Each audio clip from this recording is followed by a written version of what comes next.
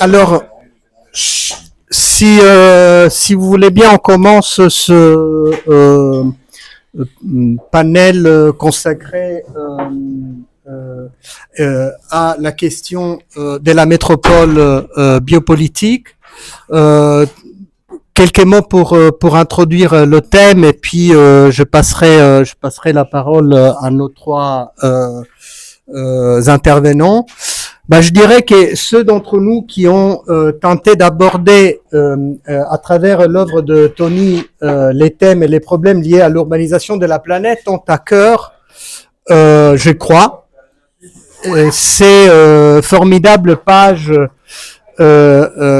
de cette section de Commonwealth, le texte de Tony et Michael, qui ont pour titre Decorpore de métropole. Parce que c'est dans ces pages qu'en effet on trouve cette définition autour de laquelle peut-être on va échanger ce matin, de la métropole biopolitique comme corps de la multitude. C'est-à-dire l'idée selon laquelle si étudier l'usine signifie analyser le corps de l'ouvrier masse, et si étudier la grande ville post-fordiste signifie lire la dissémination sur le territoire de l'ouvrier social, la métropole biopolitique, la métropole contemporaine, est quelque chose comme le squelette, la colonne vertébrale ou le corps sans organes de la multitude. C'est-à-dire à la fois le contexte matériel des rencontres collectives, l'espace de vie et le site de l'antagonisme des classes dans la production contemporaine.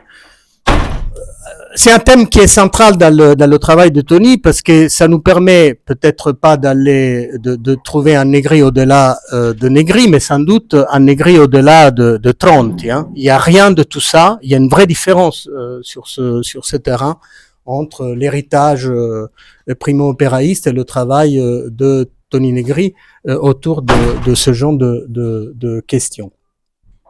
Mais alors, comment notre discussion de ce matin sur la métropole du capitalisme cognitif se lie ou rentre en relation avec le thème général de ces 2 journées d'études, de réflexion et de travail, c'est-à-dire l'interrogation autour de la question de la subjectivité du travail, des formes du travail et de la critique du capital. Je pense que nous disposons désormais d'une deuxième référence formidable pour raisonner sur ces questions, que nous devons au travail de Alberto De Nicola et Paolo Do, c'est-à-dire le volume qui a été publié en 2023 par la Manifesto Liberi, avec le titre en italien L'inchiesta metropolitana, l'enquête métropolitaine, scritti di politica e sociologia, écrit de politique et sociologie, qui est un outil pour moi formidable et qui mériterait une traduction française. Parce que c'est là qu'on trouve le trait d'union entre la réflexion sur l'espace métropolitain et la réflexion d'une part sur la subjectivité, d'autre part sur le travail et sur la critique du capital. Espace urbain, capitalisme cognitif, enquête. C'est enquête le mot clé, me semble-t-il, qui nous permet de faire une passerelle autour de ces thématiques. L'enquête est chez Tony toujours immédiatement travail politique. C'est, je dirais, avec Machiavel, l'idée de andare dietro alla verità della cosa, d'être toujours proche de la vérité des choses et de laisser émerger la théorie par l'observation des pratiques, des formes de vie, des manières d'être en commun. Dans ce texte formidable, Tony dit dans une page, en répondant à une question de Alberto et Paolo Do,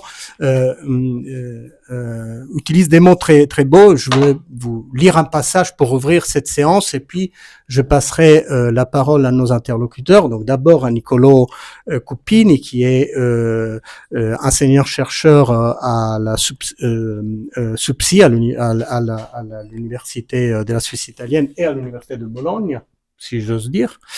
Et puis Micha Priot, qui est enseignant-chercheur à l'Université de Lausanne. Et pour terminer, à Fred Montferrand, qui est maître de conf à Paris 1, Panthéon-Sorbonne.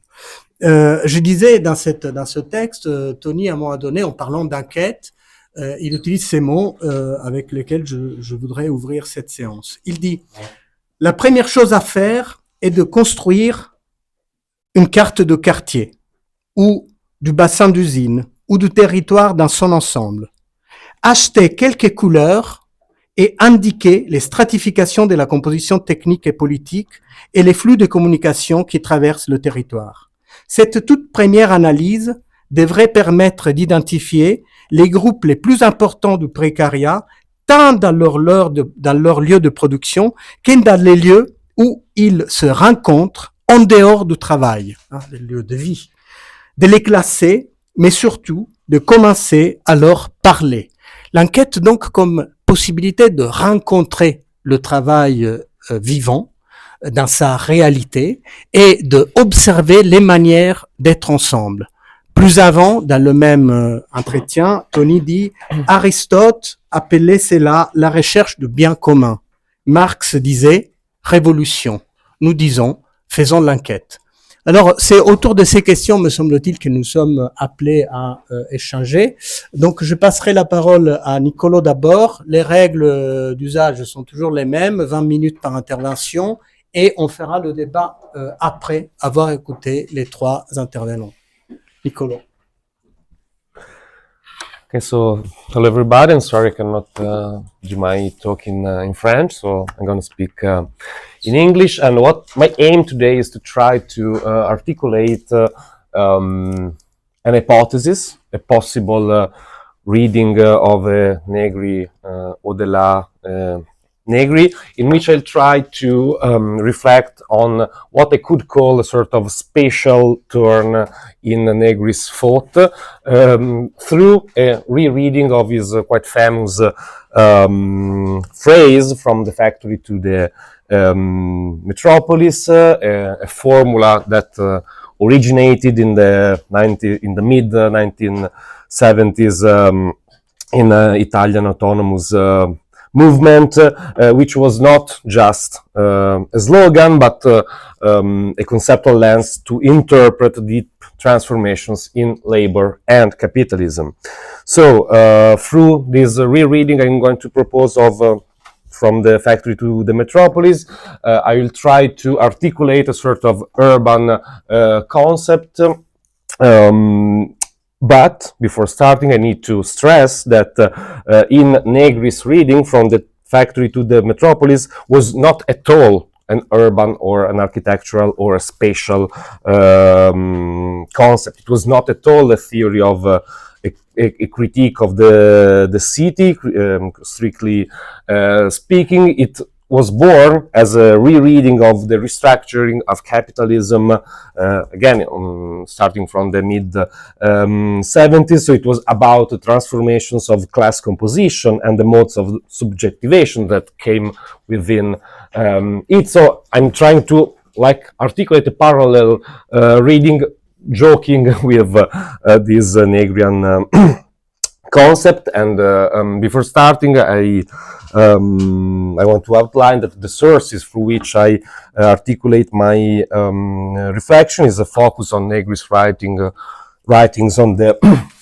early 70s, but also some debates around the journal POS at the beginning of the new century, and I work on some more recent interviews, and also on an interview that is still unpublished that I did with him in 2019, and that I would like to publish in the next months. So, first of all, as I already said, From the Factory to the Metropolis is about a reading of a shift in class composition, and this is quite well known. So the end of the mass worker, the centralization of that political power of workers in a specific point, the factory. When this assemblage started to dissolve, capital responded to the cycle of struggles of the mass workers by transforming the technical composition of labor. And Negri insisted that this technical composition was not just restructuring from above, but it was also the result of class struggle itself. So the famous transition to the operaio sociale, the social worker that reflects new conditions, so dispersed labor, reproductive labor, and so on and so forth. So this was also about how value was produced, and this bring us to space, because Negri said the point was about where and how value is produced. So the question of where is quite crucial, and I'm going to this in a while. But before deepening this aspect, let me stress that the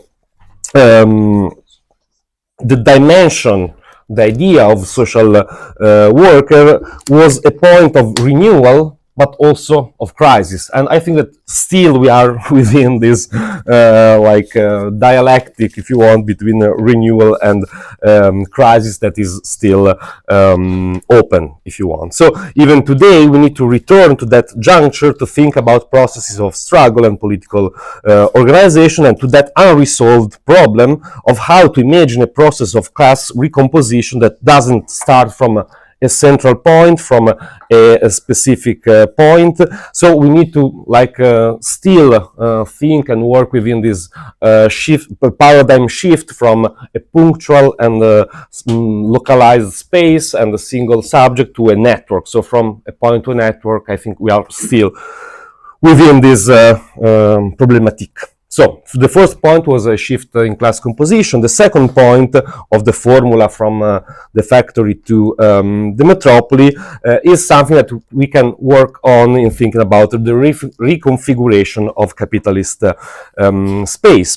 So the move was from the so-called factory city, key category in operaismo, to a new spatial regime shaped by logistics at the beginning, and nowadays also by digital infrastructures and global supply chain. So the factory was no longer enclosed, and it has been deterritorialized and dispersed across the urban fabric and beyond.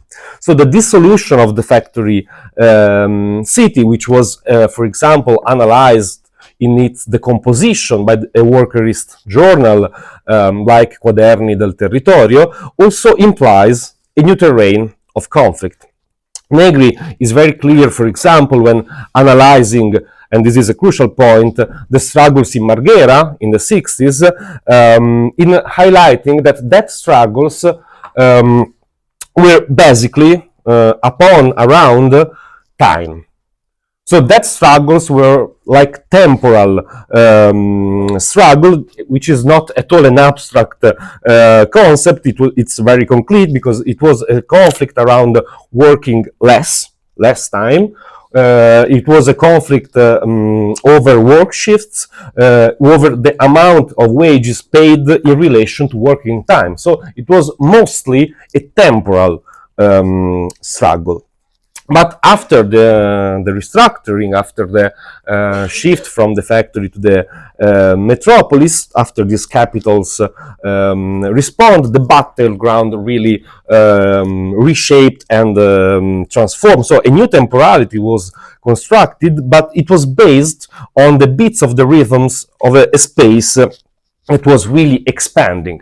So the factory is both the delocalization from many Western contexts and a dispersion across the territory. So it's logistics that made possible this rearticulation on the factory all around the territory and on the planetary scale. So this fragmentation of the concentration of the workers' power to a new territorial articulation. So the metropolis is also this explosion of the previous compactness of the factory city, and that's why a slogan like Lotta Continua's stake the city, prendiamoci la città, was no longer sufficient to capture this new reality. So just to give you a reference, and I try to synthesize another important operaista workers thinker, which I think it's really crucial for understanding this new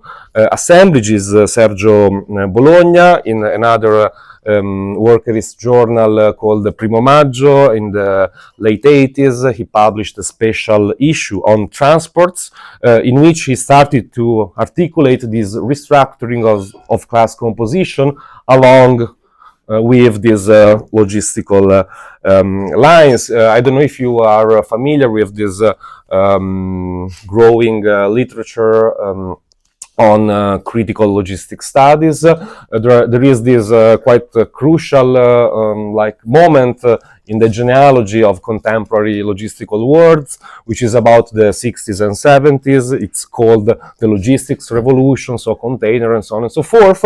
And with the research group Into the Black Box, we are trying to like reverse upside down this idea, and we are talking about the counter logistics revolution to take into consideration the Negri's perspective. I tried to synthesize now. So from the factory to the metropolis is about a shift in class composition, is about a reconfiguration of the capitalist space, is about a shift from temporal struggles to spatial struggles, which will be the end of my speech. But let me put the third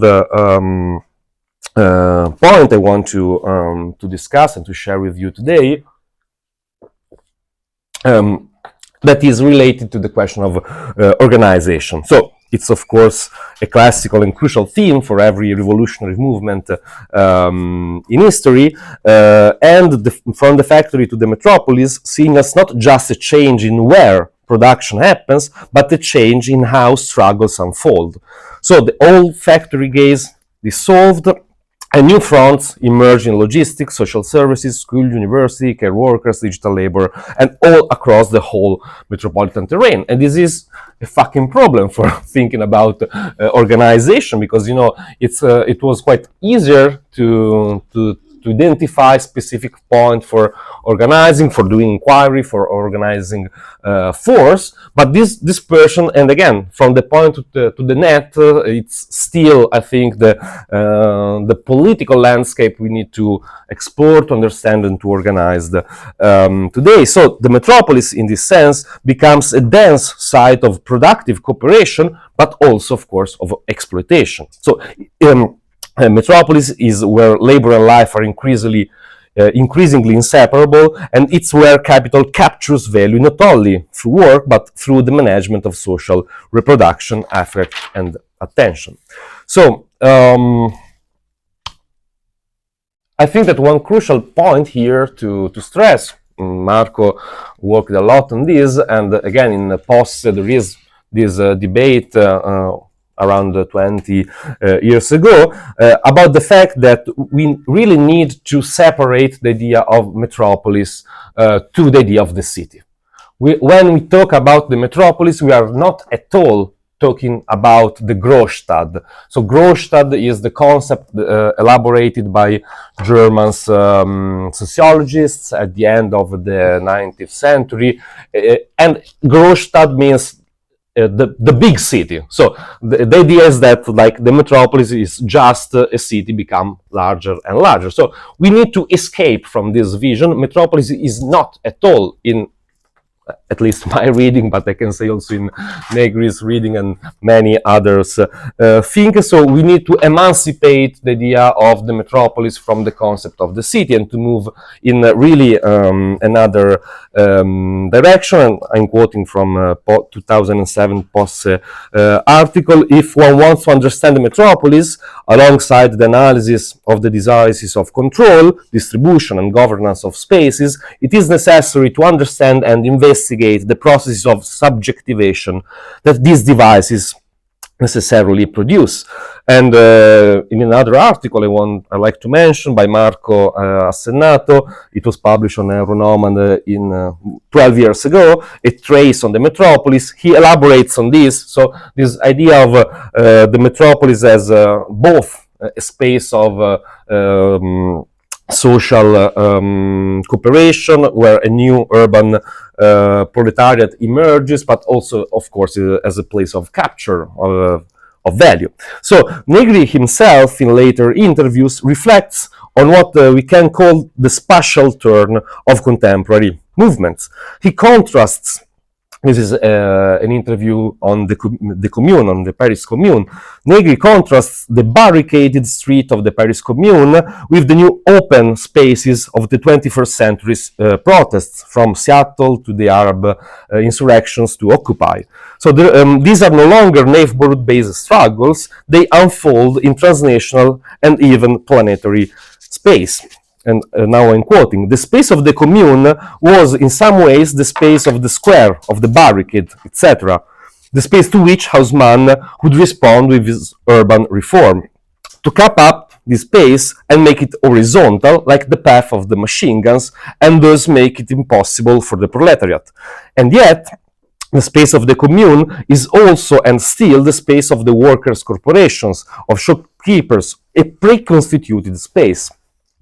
Since it seems to me that the research and debates among urban thinkers have recently focused on pre-constituted or newly constituted space, I completely agree that the theme of newly constituted spaces is fundamental in thinking about struggles and movement, but I find it hard to see it in the distant past, probably up to 1977. So after this, in this interview, he reflects a lot about this spatial form of struggle, and he says that in 1977 it started to see in Italy some new spatial arrangements. He mentions Ticinese district in Milan, Giambellino, some spaces in Trastevere in Rome, where some attacks started against Nixon parade in Rome in that year. But he says that he didn't that movements didn't go beyond that form of territorialization, whereas things became different later on, beginning from Seattle riots in 1999, and became absolutely, and I'm quoting, absolutely evident with the major struggles of the 2011 cycle, with the Arab insurrection, and in Spain with Puerto del Sol, and so on and so forth. So that's why I think it's possible to think in terms of a shift from temporal struggles to spatial struggles as a tool. It's not at all, of course, a totalizing point of view, but as a possible gaze, as a possible perspective through which to read and use Negri today for thinking in terms of tendency of struggles for the future. And I want to add some couple of points. In the interview I already mentioned, in 2019 he was writing the paper with Michael Hard on Empire 20 years on, and so I asked him about what the metropolis is today, and his answer, and so I'm quoting, is that in that paper the first hypothesis is that of the two spheres. The two spheres are, on one side, this world that has become absolutely unified. The materiality of this world is frightening. It is a world made of pipes, of things that circulate, of completely compact information. There is this machine that is global like never before, and it has clearly been a capitalist development. It is the formation of the capitalist market, but not only of the market, rather the market with the material solidity that Marx attributed to these things, that is, fixed capital. And I think that this idea of this sphere, of this world made of pipelines of circulatory matters. It's really close to that of Neil Brenner's idea of planetary urbanization. So this idea of a capitalist worldwide spatial construction. On the other side, and I'm still quoting, there is this. On the other, there is another sphere, that of political control by finance. Another sphere that spins but doesn't directly bite into the first. It is the world of politics, if you like, but not only politics, also of research, science, languages. I see the metropolis, and this is of course the crucial point for me now, I see the metropolis as the mediation between these two spheres. I repeat that these two great spheres that spin, each taking, I'm quoting, each taking impulses from great class movements, obviously, and in between these two spheres are the metropolises, that is, those levels of concentration of productive capacity and political command that allow some forms of connection between the two spheres, allowing for impulses here and there. So I'm going to conclude with another emphasis of on the spatial dimension. So the relation of appropriation today happens fundamentally through the metropolis. The question is not how it happens, I'm quoting, but where it happens. That is the question we asked ourselves. And it is in the metropolis that this process takes place, the space where labor power is concentrated, because it is the point where accumulation and valorization occur most frequently. But here, and I'm really going to conclude for staying precisely in the 20 minutes, here is where the tension arises. The metropolis today is indeed a space of total subsumption, where capital absorbs and commands a form of life, but yet, at the same time, it is also a space of unprecedented cooperation, riddled with cracks, fissures, contradictions, and lines of fights and conflict. So, in this interview, to conclude, he reflects a lot on the Gilets jaunes movement, and as you know, the Gilets jaunes had this quite innovative spatial and social dynamic. So the organization point, the roundabout, and this like territorial distributed and widespread expansion of this blockage and occupations of the squares, and then this rhythm that from this temporal rhythm that from the extended during the week occupations and blocks to the Saturday's moment of concentrations in the core urban areas. So I think that this matrix, this spatial and temporal matrix, is still something that we need to understand and deepen for the future struggle. So this idea that the metropolis is not about a city that is become bigger and bigger, but is a new territorial spatial matrix with different, of course, like intensities of urbanity, but the Gilets jaunes are probably really the first metropolitan in this sense, in this Negrian sense, and in this spatial sense I try to sketch out today. So I think we should restart from this, and from the factory to the metropolis today is not a description of a change, but is a political problematic that we need to reinvent and to translate today. To conclude, the metropolis today is not only, of course, a site of control, it is also the terrain on which new collective subjects may emerge if we are able to read its contradictions and organize accordingly. Thank you.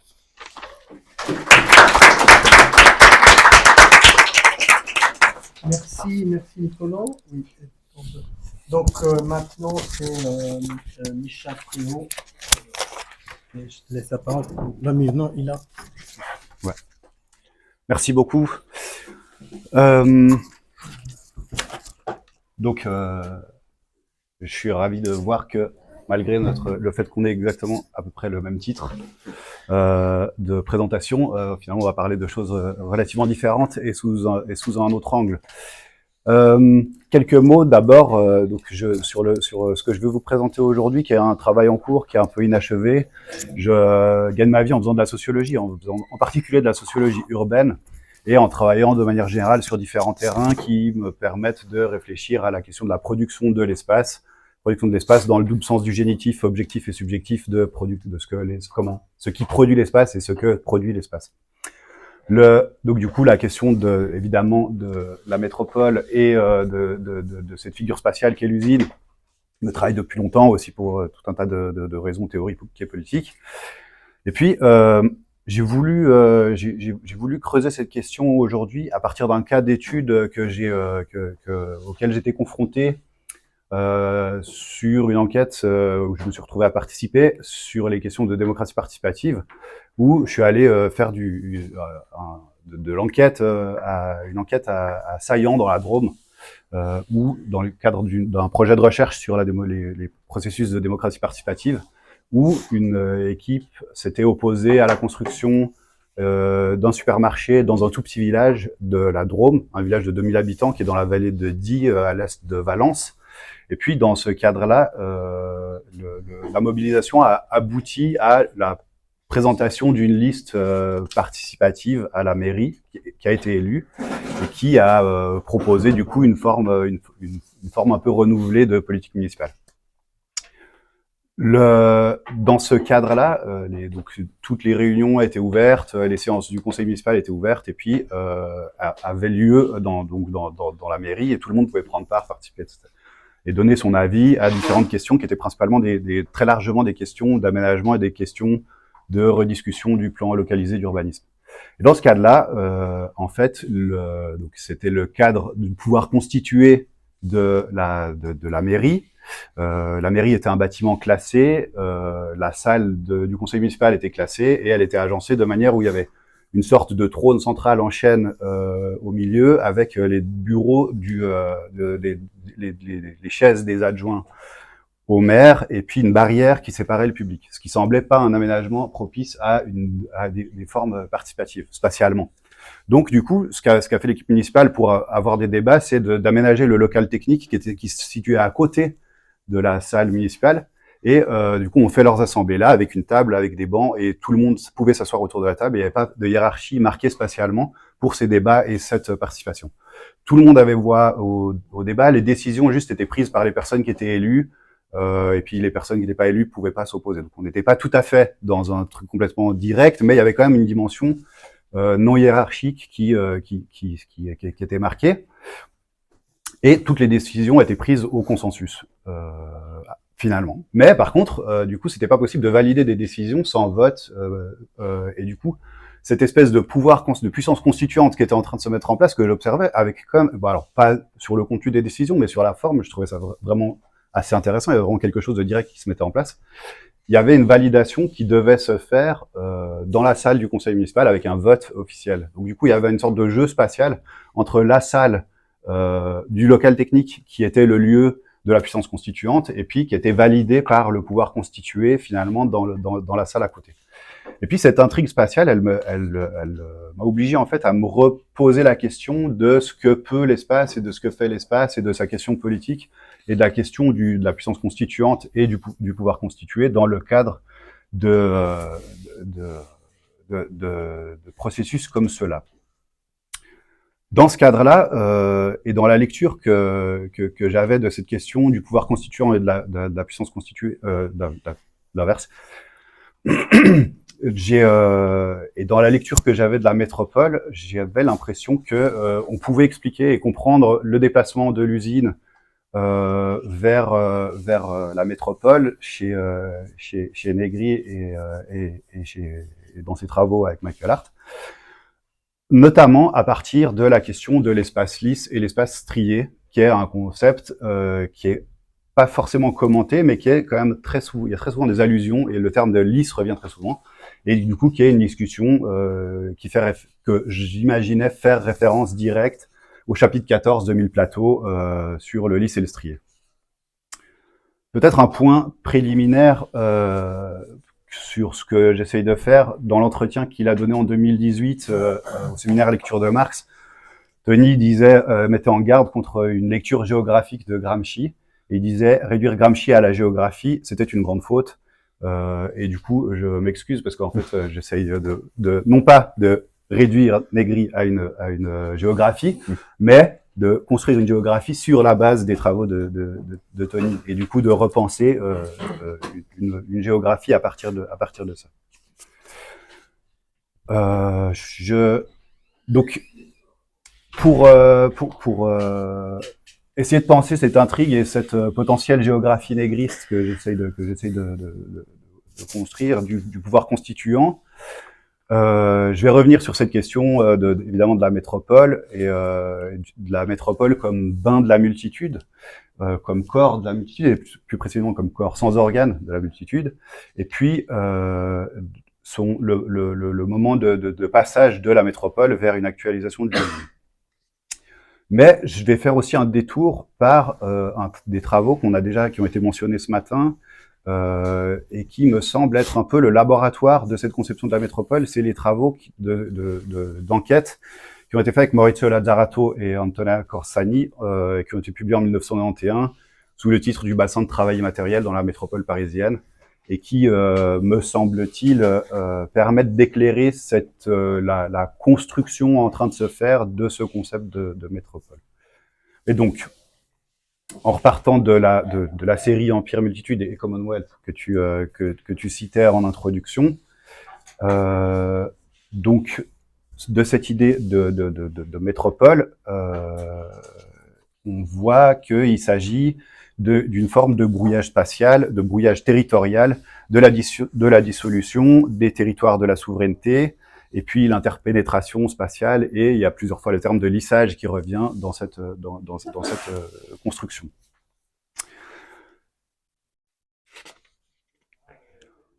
Ils disent notamment que, Negri dit dans un autre texte que du point de vue spatial, la multitude est mobile et migrante. Comme le travail qui la nourrit, elle adhère totalement au tissu biopolitique de la production et de la société. L'activité du travail et l'exploitation qui en dérive se trouvent dans chaque sphère de la vie, alors que la centralité industrielle et les conditions générales de régulation de la force de travail, telles que le capitalisme les avait construites, sont finies et ont désormais disparu. Du coup, c'est sur cette base-là et l'idée selon laquelle l'usine se dissout progressivement dans la société et elle investit tous les espaces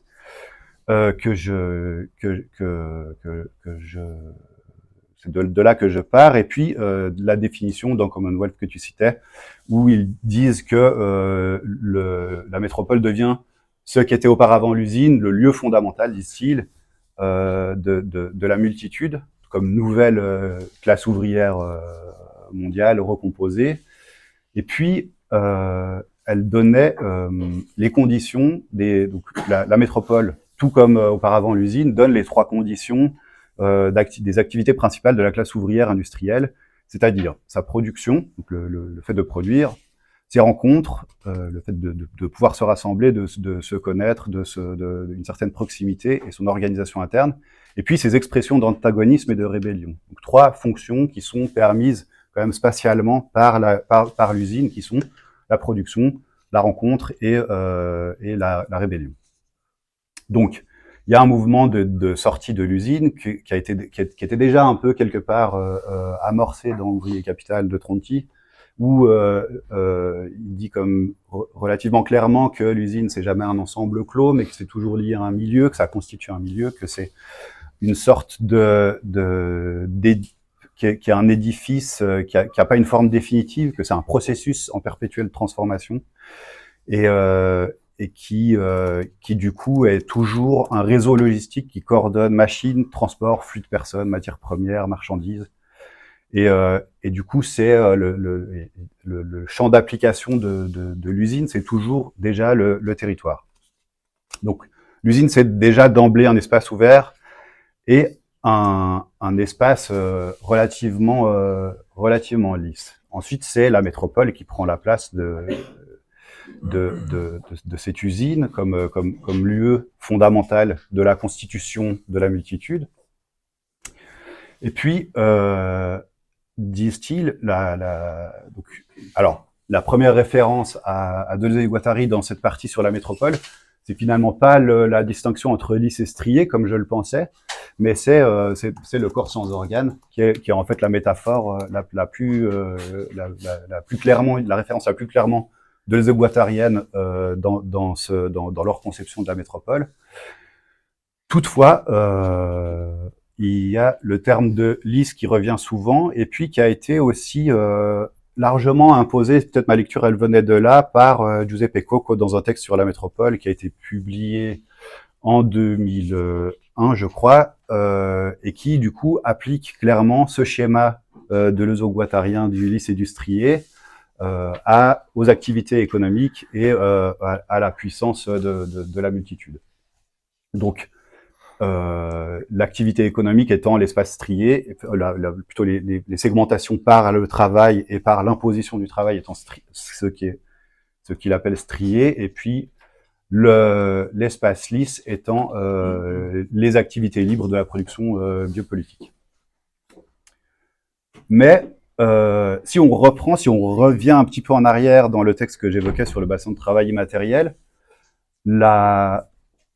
ils essayent de penser ce qu'est le territoire de cette production, et puis ils nuancent un peu cette question de l'évacuation de la grosse chatte. Et puis ça me semblait très intéressant parce que pour eux et elles, sans la ville et le travail immatériel n'existe pas. Et du coup, cette métropole qui est en train de se dessiner comme métropole sous leur plume à ce moment-là, hérite quand même de quelque chose comme la ville moderne et comme la grosse chatte. Il reste quelque chose, et c'est précisément ce résidu de grosse chatte qui va constituer le capital fixe de la production biopolitique. Et donc, ils font le travail de proposer une analyse de cette métropole et de ce qu'ils appellent la couche archéologique de cet espace métropolitain comme capital fixe, et puis du travail matériel comme la force, comme le travail vivant, la force vive du travail humain, qui va constituer le capital variable. Et, disent-ils, à page 49 de cet ouvrage, ces deux composantes doivent être dialectisées. Et du coup, et c'est aussi ce que faisait, me semble-t-il, Giuseppe Coco dans son texte, de dialectiser le lisse et le strié. Et ce qui m'a un peu surpris quand on connaît les efforts de Tony Negri pour se tenir à distance de la dialectique et pour essayer de toujours dédialectiser tous les processus, même quand elle est quasiment là. Il y a toujours un effort pour spinosifier cette dialectique et en faire autre chose. Du coup, et puis, si il s'agit d'un concept qui est hérité de Deleuze et Guattari, c'est encore plus étonnant parce qu'on connaît encore mieux leur aversion radicale pour la dialectique. Du coup, je suis revenu à ce chapitre 14 de 1000 plateaux pour essayer de comprendre ce que pouvait éclairer cette métaphore, quelle place elle pouvait avoir.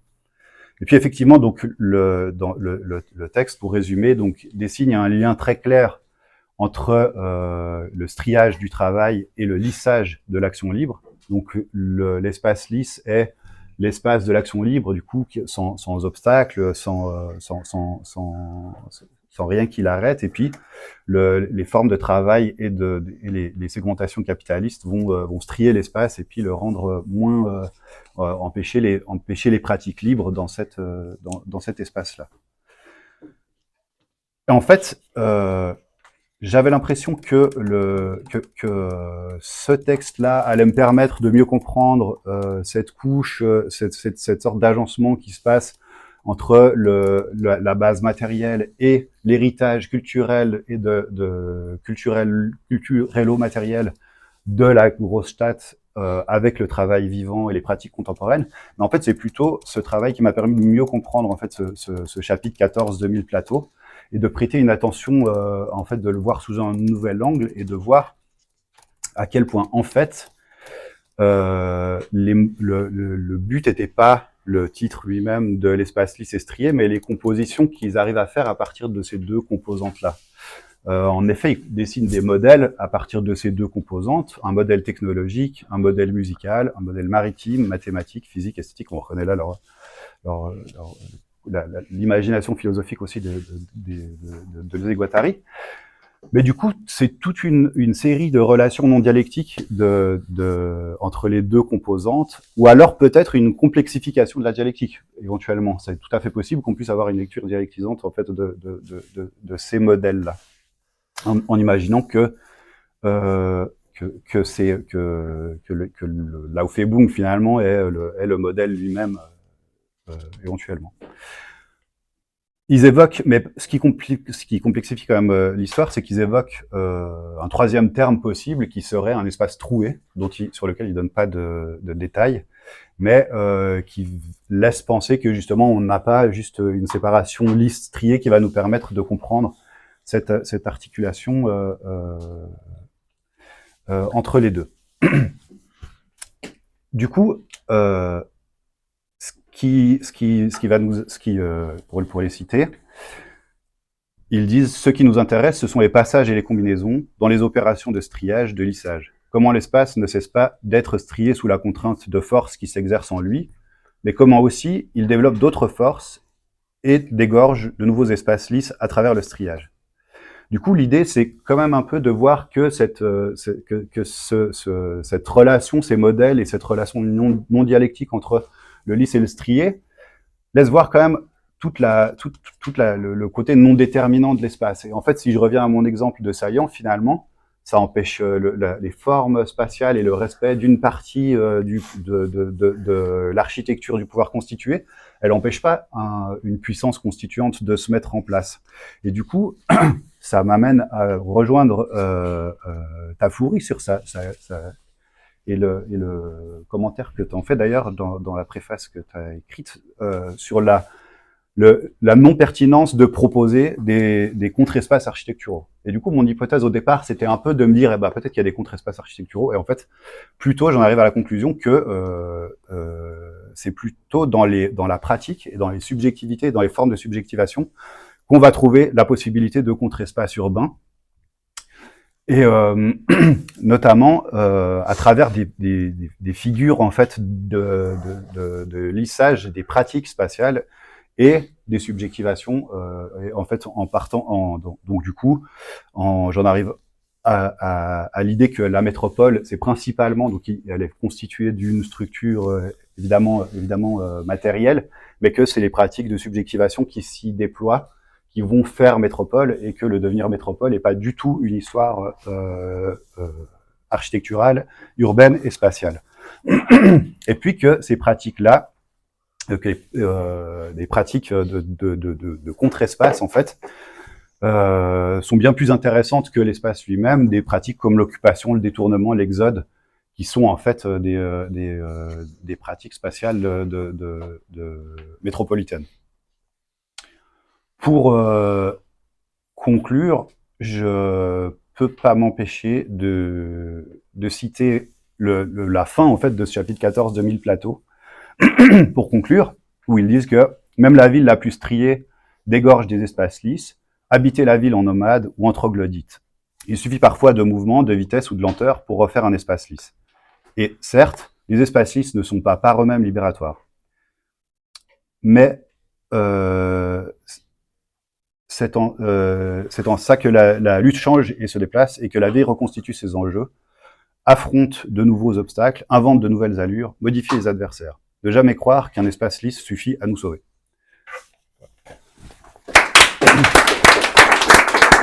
Merci Micha. Et donc Fred, tu as déjà ton micro. Ouais, je sais pas si je l'ai mis comme il fallait. Non, merci beaucoup. Je voudrais commencer par remercier les organisateurs pour cet important colloque. Je suis évidemment très heureux d'être là parce que j'ai été, comme tout le monde ici, j'imagine, très marqué par l'œuvre et même par la personnalité de Tony Negri, même si je l'ai connu moins intimement que beaucoup d'entre vous. Et donc, je me suis demandé comment lui rendre hommage, quoi. Et je voyais deux possibilités, ou bien accentuer sa contribution à la philosophie, et même à ce que la philosophie est plus spéculative, à l'ontologie, ou bien accentuer sa contribution à la politique, et même à ce que la politique est de plus éminent ou de plus radical, c'est-à-dire à la révolution. Et en fait, la réponse est évidemment qu'il faut faire les deux, qu'on peut pas séparer les deux quand on parle de Negri. Et donc, je vais essayer de rendre justice à cette articulation constante entre l'ontologie et la politique, ou la philosophie et la révolution chez Negri. Et pour le faire, en fait, je vais me concentrer. L'objet de mon intervention, si vous voulez, ce sera les réflexions qu'il a consacrées au parti, au sens de la forme parti, au parti politique, en tant que cette forme est précisément celle qui permet de circuler entre l'analyse de la réalité sociale et l'intervention politique dans la réalité sociale, c'est-à-dire entre ce qu'on peut appeler de manière un peu trop emphatique l'ontologie, donc qui est la politique. Alors, ça pourrait paraître bizarre de se concentrer sur la forme parti, puisqu'en fait, le succès d'Empire a largement popularisé l'image d'un Negri penseur de la spontanéité plutôt que de l'organisation. En tout cas, quelqu'un qui n'a pas été socialisé dans des milieux militants italiens comme moi, quand je découvre Empire, j'ai l'idée que c'est vraiment un livre qui valorise la spontanéité politique. Mais on voit déjà que ça commence à changer dans Multitude, puisqu'il y précise avec Hart que la subjectivité révolutionnaire que nomme cette multitude, elle n'est pas tant ontologiquement donnée dans le tissu des rapports sociaux que politiquement construite par l'organisation. Et puis Commonwealth ensuite appelle explicitement à l'invention d'une organisation politique de type nouveau, d'un devenir prince de la multitude, capable d'assurer le gouvernement de la révolution. Tout ça, c'est des expressions de Hart et Negri. Et enfin, Assembly appellera cette nouvelle organisation le parti des mouvements.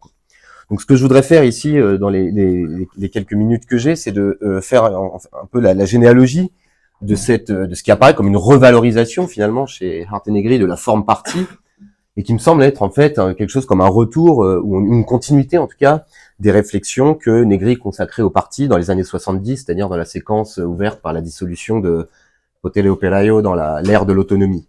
Et je crois qu'on peut schématiquement distinguer trois moments dans cette séquence. Ce sera évidemment schématique, parce que les choses se recoupent. Mais bon, pour les besoins de l'exposé, je pense qu'on peut distinguer trois moments qui représentent peut-être trois manières de penser ensemble les tendances à l'œuvre dans la réalité sociale et l'intervention politique dans la réalité sociale. Donc, trois manières d'articuler ces deux dimensions autour de la question du parti.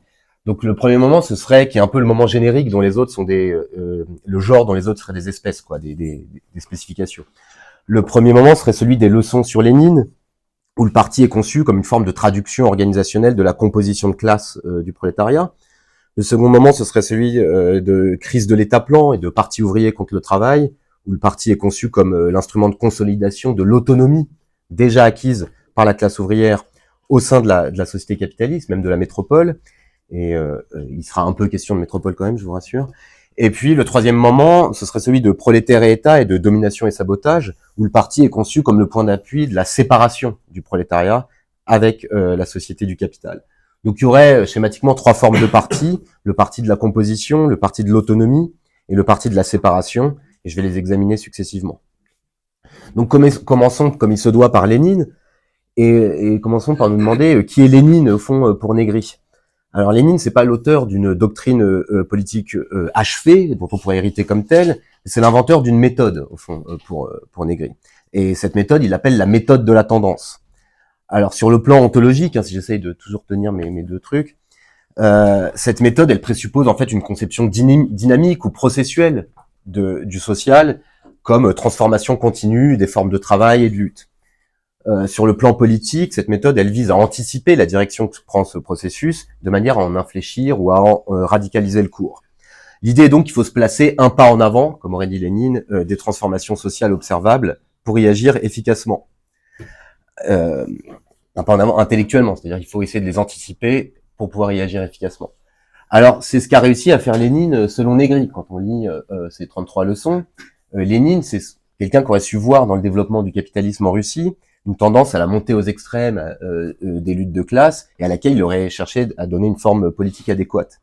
Alors cette forme, c'était celle du parti d'avant-garde qui traduit la composition de classe du prolétariat russe. Pour Negri, le parti d'avant-garde c'est, au fond, la traduction organisationnelle de l'isolement du prolétariat russe, pardon. C'est aussi une idée qu'on trouve chez Cacciari à la même époque que Negri cite. Prolétariat russe qui est concentré dans les usines des centres urbains et par là même séparé de la grande masse des paysans exploités de manière semi-féodale dans les campagnes. Et donc ça, c'est une idée aussi qu'on trouvera ensuite chez Sergio Bologna. C'est l'idée que l'avant-gardisme, au fond, donc qui évoque l'idée d'un détachement de militants relativement extérieurs à ou séparés des grandes masses laborieuses, que l'avant-gardisme n'est pas un choix contingent ou un principe arbitraire, c'est une forme historique en fait. C'est le résultat des conditions matérielles dans lesquelles l'ouvrier professionnel de la Russie du début du XXe siècle est condamné à travailler et à lutter. Et c'est ces conditions matérielles qui se traduisent alors dans la forme, mais aussi dans les objectifs du parti de Lénine. Du point de vue de sa forme, c'est un parti, explique Negri, qui reproduit la structure de l'usine. C'est la concentration de force dans une organisation hiérarchisée. Il y a une division du travail entre direction centralisée et ensemble de cellules qui exécutent des tâches d'agitation et de propagande. Du point de vue de ses objectifs, le parti cherche à exercer son hégémonie sur les travailleurs et les organisations de travailleurs, les soviets, de manière à accumuler les forces nécessaires à la prise insurrectionnelle du pouvoir d'État et à ouvrir ainsi la voie à une transition, que la tradition dira socialiste, vers une nouvelle société. Alors, pourquoi Negri retrace toute cette histoire dans ses 33 leçons ? Pour montrer que cette stratégie-là est devenue caduque au moment où il donne les leçons au début des années 70. Pourquoi cette stratégie léninienne ou cette forme d'organisation est devenue caduque ? Puisque face à la menace représentée par la Révolution d'octobre, les États capitalistes occidentaux se sont eux-mêmes en fait employés à traduire la composition de classe du prolétariat dans les termes de réformes keynésiennes qui visent à faire fonctionner les luttes de classe comme moteur du développement capitaliste. Pour essayer de concrétiser un peu cette idée, on pourrait dire que le slogan « à chacun selon son travail » a été interprété dans le cadre de politiques monétaires d'indexation des salaires sur les taux de productivité. L'exigence de maîtrise démocratique de l'anarchie du marché, comme disait Marx, a quant à elle été transposée dans les termes du plan. Et la revendication d'une libération du travail a pris la forme d'une déqualification massive de la force de travail qui rend le travailleur de plus en plus étranger, le libère en quelque sorte du travail et des moyens de production.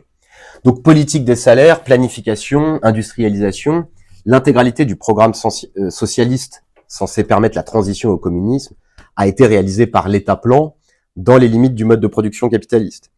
Mais cet État-plan devait rapidement entrer en crise, libérant de nouveaux besoins, de nouvelles formes de radicalité que Negri va s'employer à traduire dans un langage organisationnel renouvelé. Donc j'en passe par là à seconde forme d'organisation qu'on peut identifier dans ces textes des années 70, que j'ai appelé le Parti de l'autonomie. Alors comment se traduit concrètement la crise de l'État-plan pour Negri ? La situation est la suivante. D'un côté, on trouve l'usine comme principal espace productif, transformé par les luttes salariales en véritable place forte de l'autonomie ouvrière. Et puis, de l'autre côté, on trouve la métropole, qui est parcourue d'expérimentations qui visent à se libérer du chantage au travail productif. Et c'est l'époque où, dans les quartiers populaires, se développent des mouvements d'appropriation directe de la richesse sociale, des autoréductions des factures de gaz et d'électricité, des biens de consommation et des loyers, etc. Donc, tout le problème est d'articuler les luttes d'usine pour l'égalité salariale et la lutte métropolitaine contre le travail. Et un problème qu'a suivre Negri à cette époque, seule la construction d'un parti d'avant-garde de masse, c'est son expression, parti d'avant-garde de masse, permet d'affronter. Alors, cette expression d'avant-garde de masse, elle témoigne du méta-léninisme de Negri à cette époque, puisque, conformément à sa lecture de Lénine, il explique que le parti doit exprimer la composition de classe du prolétariat. Et dans l'Italie des années 70, cette composition se caractérise par la centralité de l'ouvrier masse, concentré dans les grandes usines, où il a le pouvoir d'interrompre la production, et donc qui se trouve à l'avant-garde, justement, de la lutte de masse contre le travail qui se développe dans la métropole. Mais contrairement à Lénine, Negri pense aussi que cette position avant-gardiste, elle peut plus se traduire par une forme de séparation de militants professionnels à l'égard de la classe qui sont censés diriger. Pourquoi ? Tout simplement parce que les ouvriers sont plus prêts à déléguer leur pouvoir à une quelconque forme de représentation, d'une part, et puis d'autre part, parce que les pratiques d'appropriation immédiate de la richesse sociale mises en œuvre dans la métropole présentent déjà un contenu communiste, en fait, qui n'a pas besoin de réinscrire dans un programme de transition. Donc c'est à l'intérieur de ces mouvements que le parti doit se situer, Et son caractère de masse, donc d'avant-garde de masse, dépendra de sa capacité à ouvrir l'usine sur son dehors, selon un double processus de transformation des luttes métropolitaines en base arrière du pouvoir ouvrier et de transformation des comités d'usine en pointe avancée du refus du travail qui s'exprime dans la société. Alors la question qui se pose, c'est dans cette conjoncture-là, pourquoi le parti est encore nécessaire? Pourquoi c'est encore en termes de parti que Negri pense l'intervention politique? Alors on trouve 3 réponses, me semble-t-il, dans Parti ouvrier contre le travail. Pardon. La première, c'est que le parti est nécessaire à titre, alors c'est un vocabulaire que prend soin d'éviter Negri, mais pour des raisons idéologiques, quoi. C'est-à-dire pour unifier la classe, pour dépasser par son programme, ses mots d'ordre, les divisions entre les luttes des ouvriers d'usine et celles de la jeunesse révoltée, pour aller vite. Et c'est en ce sens-là, je crois, que Negri dit que le parti est l'autoréflexion de la spontanéité. C'est l'espace sous lequel différents mouvements peuvent penser ce qu'ils sont en train de faire. La seconde réponse, c'est que le parti offre à ces différentes formes de lutte un espace de communication qui leur permettent de se renforcer mutuellement, de s'inscrire dans la durée. Et c'est pour ça qu'il fonctionne comme, c'est encore une expression de Negri, une courroie de transmission entre multiples fronts de contestation sociale. Puis la troisième réponse, c'est que, à elle seule, ni les occupations d'usines, ni les autoréductions disposent de la force nécessaire pour affronter un état plan qui est devenu un état crise, c'est-à-dire un état qui érige l'usage de la violence contre les populations en technique de gouvernement. Et là, le parti est nécessaire en tant qu'instrument de lutte aux mains du mouvement, qui doit en faire un usage tactique pour défendre l'autonomie conquise par l'ouvrier masse dans les usines, ainsi que les bases rouges ouvertes dans les métropoles. Et pourquoi je rappelle ceci? Parce que j'avais envie de citer cette phrase de Crise de l'État-plan qui a donné son titre à mon intervention. Dans la jungle de l'usine sociale, les avant-gardes peuvent aujourd'hui construire des foyers de lutte insurrectionnelle autour desquels la masse des exploités se rassembleront. Alors j'en passe avec ça à la troisième forme de parti que j'annonçais, le parti de la séparation. Alors ce qui me semble intéressant dans les textes que je viens de parcourir, dans les textes dont je viens de parler, c'est que, bon alors évidemment on voit qu'il y a déjà une rupture avec une conception, disons, élitiste du rapport entre organisations politiques et mouvements sociaux, et en même temps la réflexion de Negri, dans Parti ouvrier contre le travail, elle reste dominée par 2 thèses classiques du mouvement ouvrier du XXe siècle, qui sont le thèse de la centralité politique de la classe ouvrière industrielle, et de l'usine, quoi, au fond, et puis qui sont celles de la nécessité stratégique d'une opposition frontale au pouvoir d'État. Et il me semble que c'est ces 2 thèses que Negri commence à remettre en question dans Prolétaire et État, et plus encore dans Domination et Sabotage, et que là, on commence vraiment à entrer dans un univers intellectuel qui commence à ressembler à celui d'Empire, Multitude, etc. Donc, c'est dans Domination et Sabotage qu'on trouve notamment l'idée selon laquelle la société est totalement, dorénavant, réellement subsumée sous le capital. Et qu'on trouve déjà l'idée selon laquelle toutes les activités sociales seraient productives, au sens de intégrer au mouvement de l'accumulation, de sorte qu'il n'y a plus lieu de distinguer, pour les articuler, l'usine et la société. Tout ça a été fondu, en quelque sorte, dans la métropole. C'est ce que Negri appelle l'unification productive du social. Et à cette unification productive du social correspond l'émergence d'une nouvelle composition de classe du prolétariat, qui est l'ouvrier social, lequel ouvrier social rassemble des figures aussi différentes que le scientifique employé par l'usine pétrochimique de Porto Marghera, l'ouvrière récemment enrôlée sur les chaînes de la Fiat pour remplacer les anciens OS qui sont devenus petits entrepreneurs ou travailleurs à domicile, l'étudiant précaire hautement diplômé, jusqu'aux différents acteurs du mouvement contre-culturel. Alors évidemment, on peut se demander ce qui fait l'unité, quoi, de cette catégorie, ce qui fait l'unité de l'ouvrier social. Et en fait, c'est toutes les critiques qu'il y aura ensuite sur l'unité de la multitude, où on dit, bon, en fait, on peut pas mettre des gens aussi différents que des concepteurs informatiques de la Silicon Valley et les travailleuses sud-américaines qui élèvent leurs gosses dans une même catégorie qui serait le nouveau prolétariat. Il y a un problème, quoi.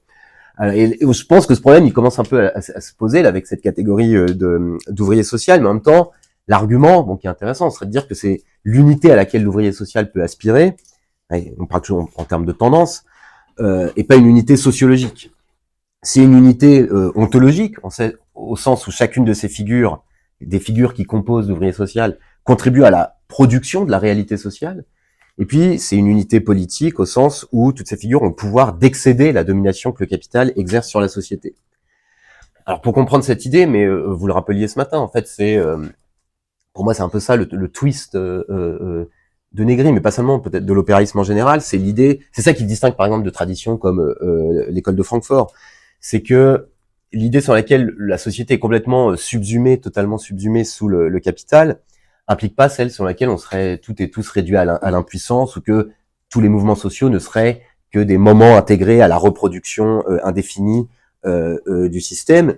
L'idée, c'est à l'inverse, qu'à partir du moment où la société est totalement subsumée, alors de plus en plus de pratiques sociales ont la capacité de saboter l'appareil de capture capitaliste. L'idée, là, ça va être que toutes les pratiques par lesquelles l'ouvrier social refuse le travail, expérimente de nouvelles formes de vie, se révèlent être en mesure d'interrompre la continuité de la reproduction du capital. Et donc, le problème de Negri, dans ce texte, c'est de savoir comment organiser ce sabotage de l'appareil de capture capitaliste, comment renverser le refus du travail en auto-valorisation, comment activer la puissance de travail en force-invention, comment radicaliser l'antagonisme en séparation. Voilà, tout ça, auto-valorisation, force-invention, séparation, tout ça, c'est vraiment les termes qui reviennent en permanence dans Domination et Sabotage. Et c'est au niveau de ces problèmes-là que revient la question du parti. Et ce qui est intéressant, c'est que cette question, Negri la pose dans ce texte-là comme un problème et même comme l'indice de ce qu'il appelle une contradiction réelle. Donc c'est bon, c'est plus une solution à réinventer, ça devient vraiment un problème, quoi, cette forme parti.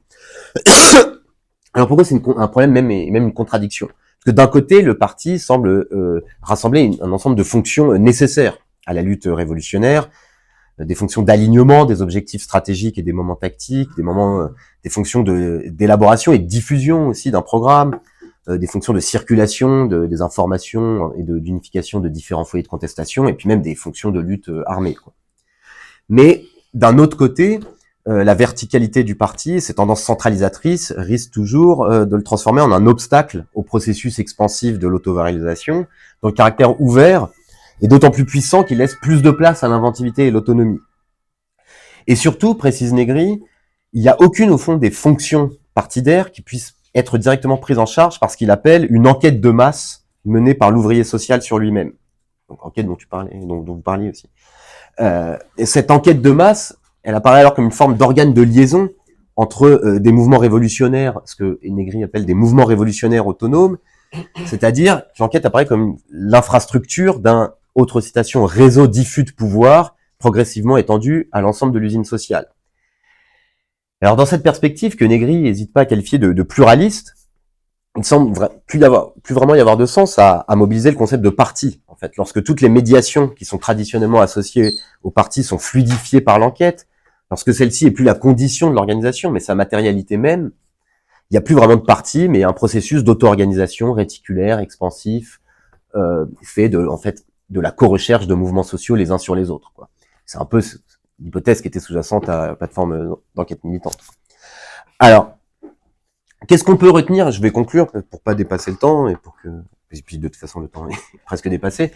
Qu'est-ce qu'on pourrait essayer de retenir de la séquence là entre composition, autonomie, séparation que j'ai essayé de parcourir avec vous? Alors évidemment, je pense pas qu'on puisse en retenir. Je pense pas qu'on puisse en retenir des modèles d'organisation transposables tels quels dans le présent. Tant les conditions économiques, sociales, politiques qui conféraient un sens à cette séquence ont changé, tant aussi Negri nous a appris que la validité d'un concept ou d'une hypothèse dépendent de leur capacité à donner prise sur le présent.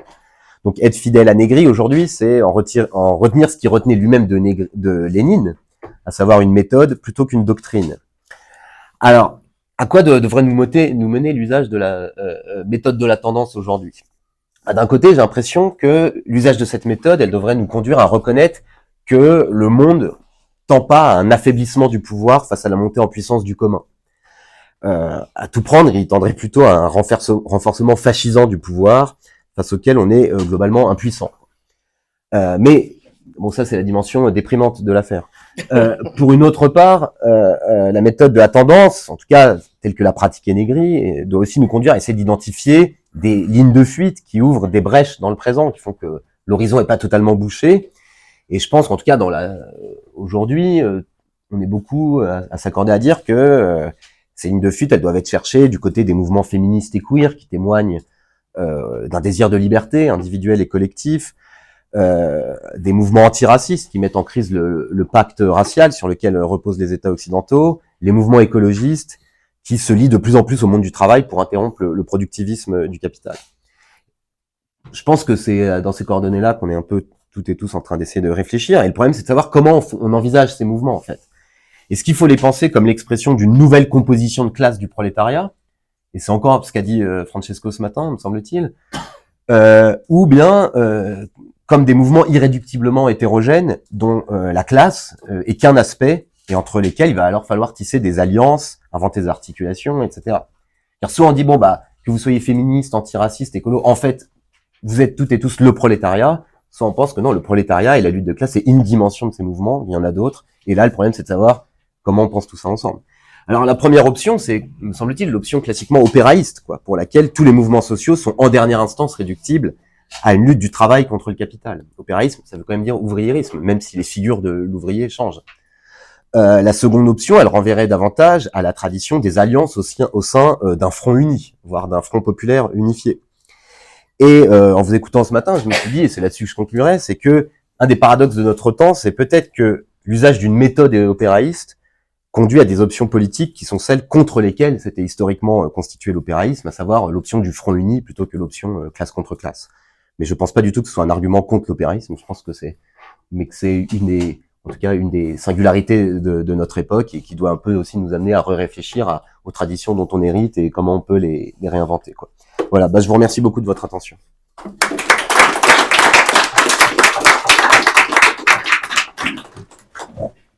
Merci Fred. Donc moi je dirais on passe la parole à la salle pour voir s'il y a des questions de compréhension, mais aussi des commentaires, des remarques, des réactions autour de ces trois riches